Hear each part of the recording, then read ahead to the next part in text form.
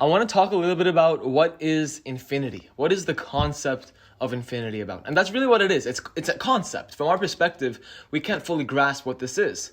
So we give it a little symbol, like the infinity symbol that we know about, and we call it a day.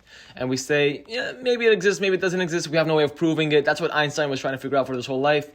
But it's not actually provable. The reason why he didn't finish his theory of everything is because he's not able to finish it. You're not able to prove the concept of infinity. In fact, it transcends logic, because infinity, this is what infinity means. Infinity is not just infinite in the way that you think. It's infinite in infinite ways, meaning that it also has the ability to be finite. It's infinite in the way that it also doesn't lack the finite. That's how infinite is. It's like infinity to the power of infinity. But that is infinity. That's the same as infinity. But people misunderstand what is infinity. That's what it really means. If you have numbers are infinite. In our world, you can have as many numbers as you want. You can keep going higher, you can keep going lower towards negative infinity or positive infinity. But is that what we're talking about? Well, that's one dimension of infinity. But true infinity is infinite dimensional, not just one dimension of infinity. We're talking about infinite in infinite ways, meaning that if we can compare it to something that we understand, that's not what we're talking about. So we're not talking about numbers. We're not just talking about one dimension of infinity. We're talking about endlessness, complete. It's a realm where everything is possible. Everything is possible.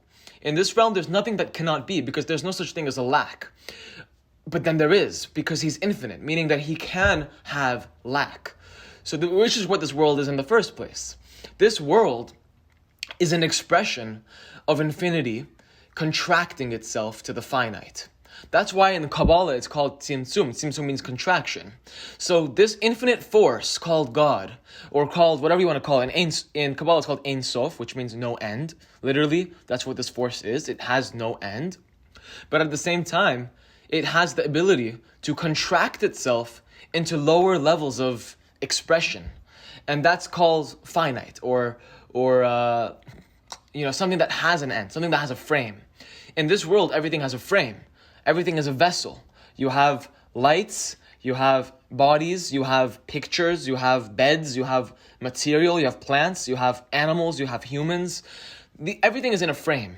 And anything that can be placed in a frame means that it's not limitless, at least in the form that it exists. It has a frame, it has an end to it, it has a limitation, it has a finite existence, a shape. And so for that reason, it's not completely infinite in the same way that we're talking about within the realm of infinity, in the context of God. Because something godly can dwell within something that's finite, which is what the whole purpose of connecting to God is. That's what the whole purpose of spirituality is. It's drawing down the energy of infinity into the finite world. It's a complete merge between the infinite and finite realms of existence. We call it the creator and the creation.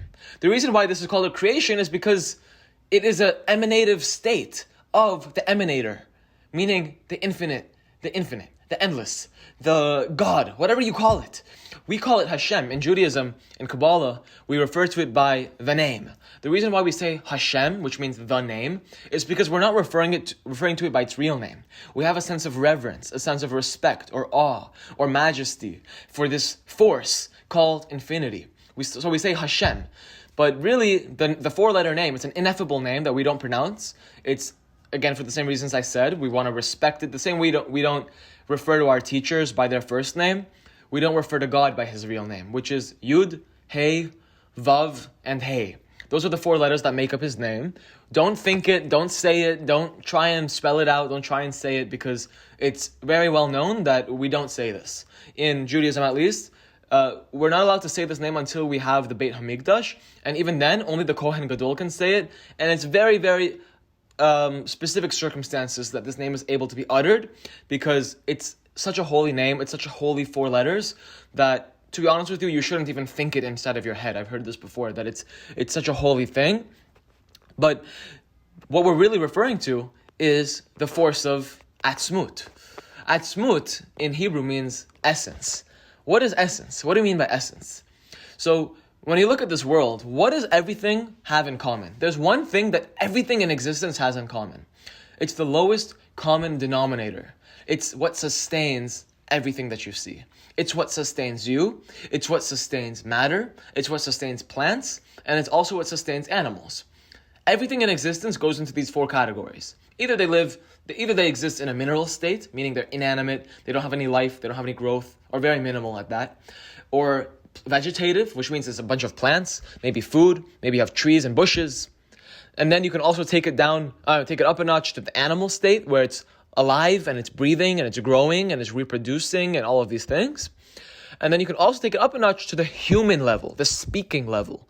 Humans are the only form of existence that has access to speech in this high levels that we do. We also are the only ones who have free will, because we're the only ones who can go against our instinct. And so this is things that are just subject to this fourth level of existence called the speaking level or the human level. But what is one thing that all four of these things have in common? Souls.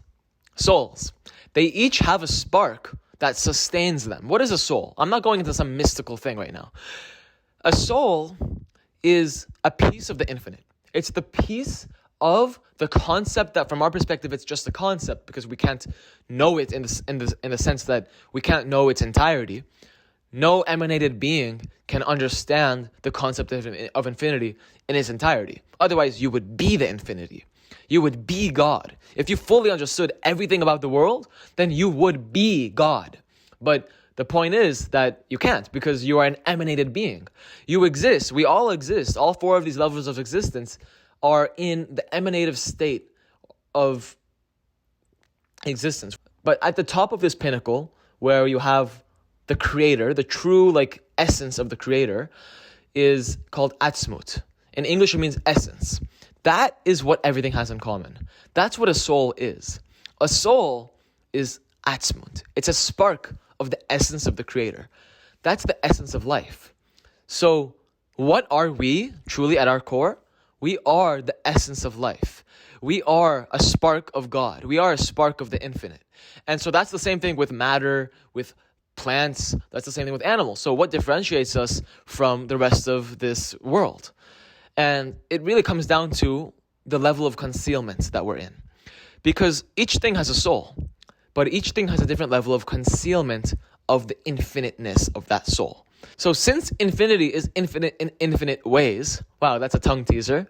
Infinity is infinite in all the ways that there is to be infinite, meaning it has zero lack, meaning it also has the ability to conceal itself, to hide its infiniteness. So that is illogical. From our perspective, it's illogical. How can something be irrational, but also rational? How can something be infinite, but also finite? It doesn't make any sense from our perspective, which is why it's a paradox for us. But it's something that's able to be attained to certain degrees.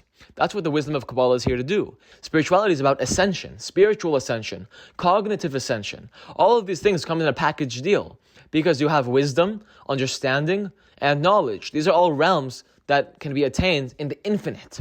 So you can grow in these categories. You don't need to take this to a religious standpoint or a theological point of view.